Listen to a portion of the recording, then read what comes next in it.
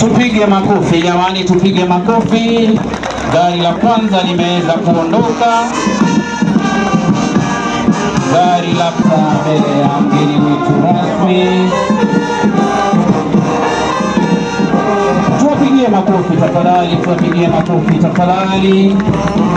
Gari la tatu.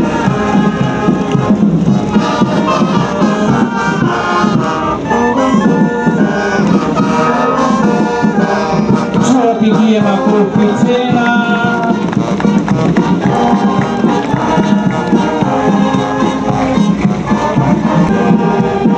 Tuwapigie makofi tafadhali.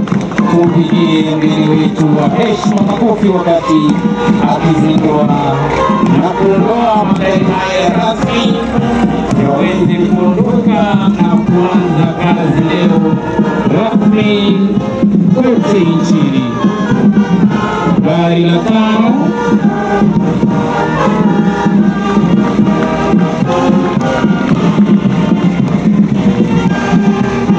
Tuwapigie makofi, tuwapigie makofi.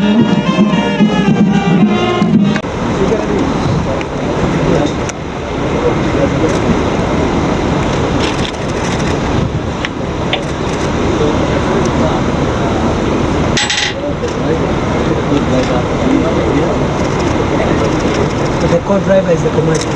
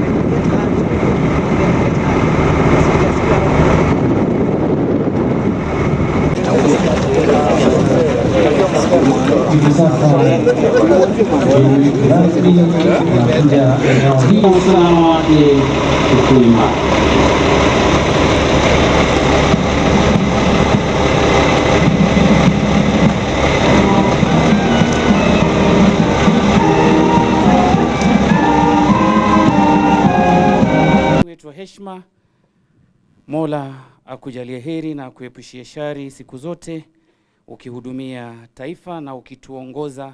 Akujalie Mungu, akujalie nguvu alizomjalia Samsoni na vile vile hekima aliyomjalia Nabii.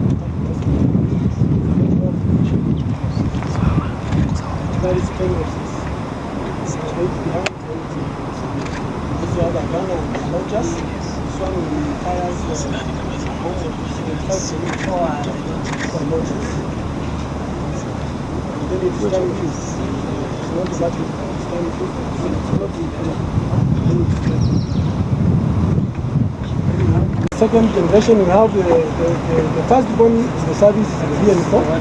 This VN4, the one we are now repairing, we received spares recently, and this one we got that to 80%. Maybe within 2 weeks it will be ready for deployment. Performing well. Most of them are deployed. The others we are still preparing them so that we can deploy them. This is it. No, sir. It has been there for some years.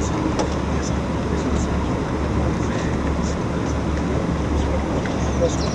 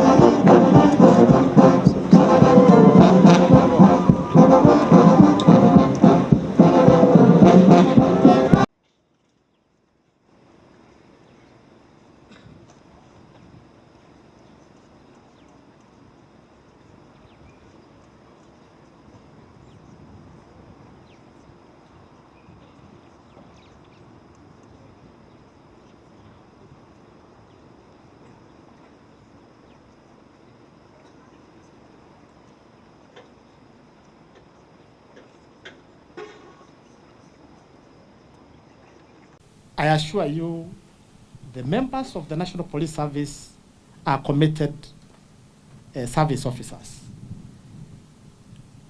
They are patriotic, and they are ready to discharge their mandate of protecting this country, protecting the property of our people, protecting the lives of our people. That is a mandate, I can tell you without fear of contradiction, that they discharge without fear or favor. Anytime you visit us in any of our facilities is a morale booster. On behalf of these officers, we are lucky to have you, you as our CS.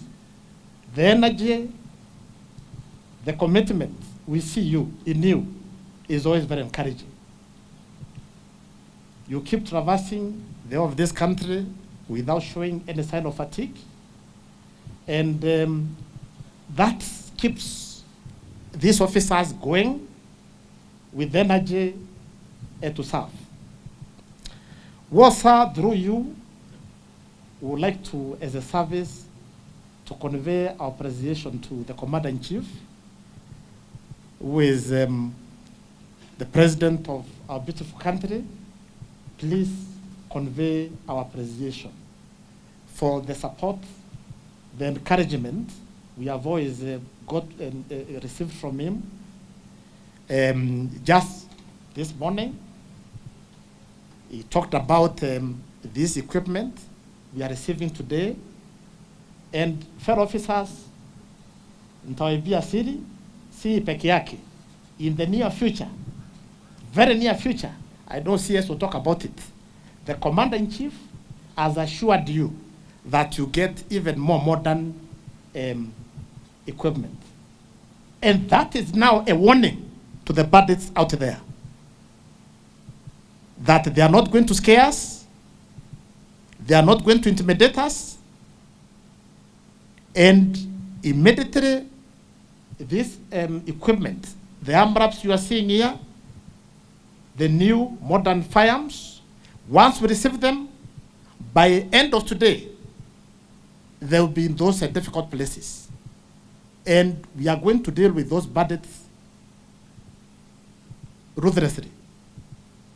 Going forward, security officers in the front line are directed to act mercilessly and thwart the work of bandits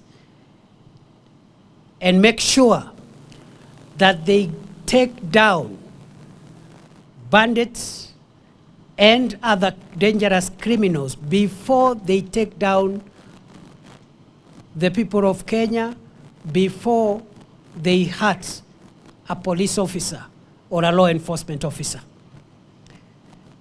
The government of Kenya will stand behind any officer who uses the weapons under their control to neutralize threats posed by dangerous organized criminals. And I want to call upon the support of the country.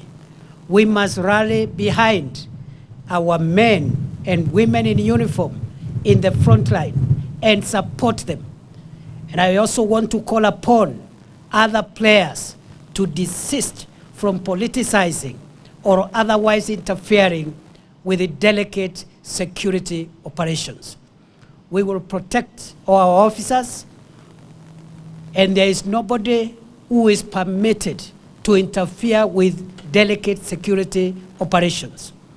Not politicians, not civil society, not anybody.